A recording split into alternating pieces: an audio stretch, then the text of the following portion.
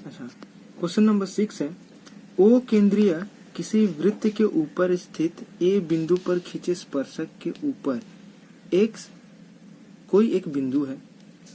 X बिंदु से खींची गई एक रेखा वृत्त को वाई और जेड बिंदुओं पर काटती है। वाई जेड का मध्य बिंदु पी होने से प्रमाणित करें कि जो एक्स ए पी ओ या एक्स ए ओ पी एक वृत्तीय चतुर्भुज है। तो हम पहले इसका फिगर ड्रॉ कर लेते हैं, उसके बाद एक्सप्लेनेशन करेंगे। तो देखो, जैसे कि अब यहाँ पे बोला हुआ है कि एक वृत्त है, ठीक है। तो वृत्त पर एक स्पर्शक खींचा गया है और स्पर्शक कौन सा बिंदु पे टच कर रहा है? स्पर्श बिंदु ए बिंदु पर, ठीक है। बोलता है जो स्पर्शक हम खींचे हैं उसके ऊपर एक्स कोई भी एक बिंदु लो। तो देखो ये स्पर्शक है, इसके ऊपर हम एक्स कोई भी एक बिंदु लेते हैं। ये अब इस बिंदु से एक रेखा खींचते हैं, ठीक है। अब इस बिंदु से अगर हम एक रेखा खींचते हैं तो वो वृत्त को y और z बिंदु पर काटती है और y और z बिंदु का जो मध्य बिंदु है ना, उसको हम P दे दिए हैं। तो देखो, सबसे पहले तुम लोग प्रदत्त लिखोगे। प्रदत्त लिखने के लिए तुम लोग बुक देखोगे यहाँ पे, तो प्रदत्त में क्या लिखोगे? ओ केंद्रीय किसी वृत्त के ऊपर ये, ठीक है, ए बिंदु से खींची स्पर्शक के ऊपर ये है और एक्स बिंदु से वाई और जेड बिंदु पर काटती है और वाई जेड क्या है का जो मध्य बिंदु है वो पी है। तो इसको तुम लोग अपना प्रदत्त मतलब गिवन में लिख लोगे और उसके बाद हम यहाँ पे रचना करेंगे। अब यहाँ पे हम रचना पहले ही कर चुके हैं, तुम लोग अगर देखोगे डॉटेड लाइन से, तो हम यहाँ लिखेंगे क्या कि जो ओ ए है, ओ और ए को और ओ और पी को, पी बिंदुओं को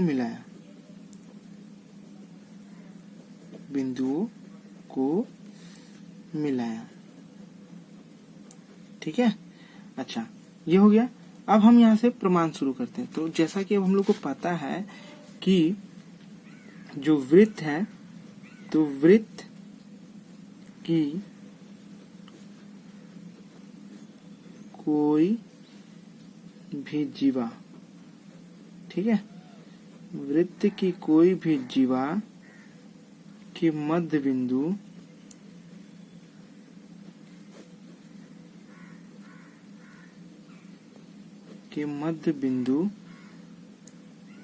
को वृत्त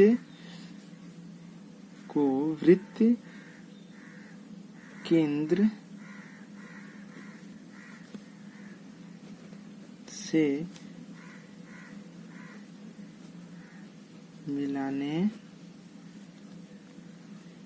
वाला जो रेखाखंड होता है, ठीक है, रेखाखंड, इसको पहले लिख लेते हैं फिर हम इसको एक्सप्लेन करते हैं। उस जीवा पर लंब होता है, ठीक है। तो देखो, ये लिखना बहुत जरूरी था। क्यों? क्योंकि वृत्त का कोई भी जीवा, अब ये तो एक जीवा है y और z, तो जीवा का जो मध्य बिंदु को वृत्त, अगर जीवा का जो क्या है, ये जीवा है ना, तो इसका मध्य बिंदु क्या है? P है। देखो P बिंदु से, तो P बिंदु से वृत्त केंद्र से मिलाने वाला रेखाखंड, अब P बिंदु है और ये केंद्र है, इससे मिलाने वाला ये जो रेखाखंड है मतलब OP, ठीक है, उस जीवा पर लंब होता है। मतलब OP जो है वो किसके ऊपर लंब है? YZ के ऊपर। तो तुम लोग को समझ में आया ये क्या कहना चाहता है?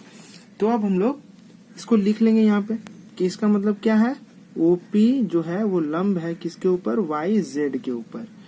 इसका मतलब अब हम यहाँ से लिखेंगे कि XAOP एक चतुर्भुज है। क्या है? चतुर्भुज है। तो देखो, तुम लोग वीडियो को पूरा देखो, तब तुम लोग को क्या होगा, समझ में आएगा, ठीक है। बहुत ही इजी वे में और धीरे धीरे ही करा रहा हूँ ताकि तुम लोग को समझ में आ जाए।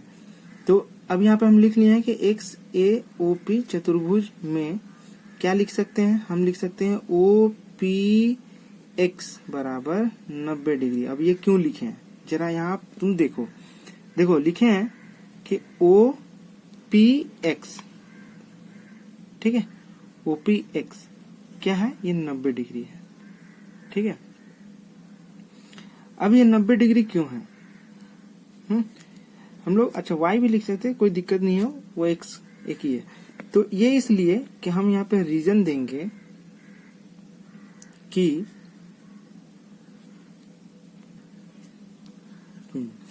तो अब देखो रीजन हम लोग क्या देंगे कि यही वाला लिखना पड़ेगा कि जीवा के मध्य बिंदु से अगर वृत्त के केंद्र से मिलाने वाला जो रेखाखंड होता है उस जीवा पे लंब होता है। तो हम यहाँ पे लिखे हैं, इसका मतलब अगर ये लंब है इसके ऊपर तो ये कितना डिग्री का हो गया, ये 90 डिग्री हो गया।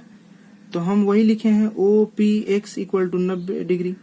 तो तुम लोग यहाँ पे वो लिख सकते हो या छोड़ भी सकते हो, क्योंकि हम यहाँ पे या इसको नंबर देके लिख सकते हो जैसा कि बोला गया है 1 में, ठीक है।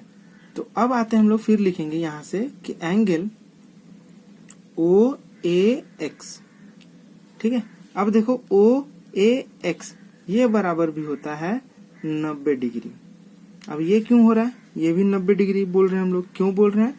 क्योंकि यहाँ पे अगर हम लोग देखें तो ये एक स्पर्शक है और स्पर्श बिंदु क्या है, ए से अगर केंद्र को हम लोग मिलाते हैं तो वो जो मिलने वाला जो रेखा है जैसे ओ ए है इसके ऊपर लंब हो जाएगा स्पर्शक के ऊपर।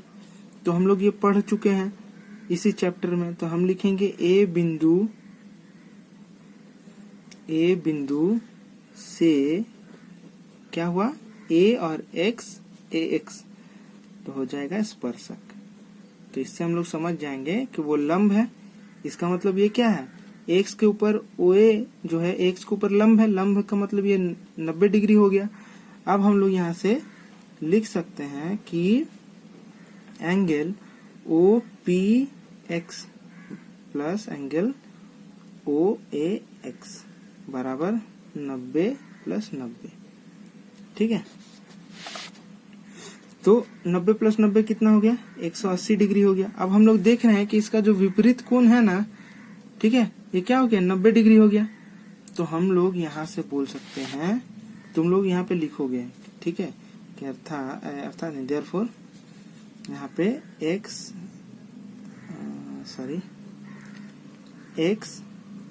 ए ओ पी चतुर्भुज,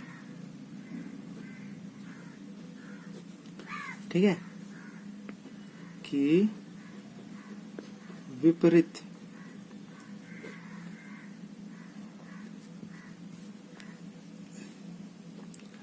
कोणों का योग, कोणों का योग कितना है, 180 डिग्री हो रहा है। इसका मतलब क्या हो गया कि हम बोल सकते हैं कि एक्स ए ओ पी एक वृत्तीय चतुर्भुज है, वृत्तीय चतुर्भुज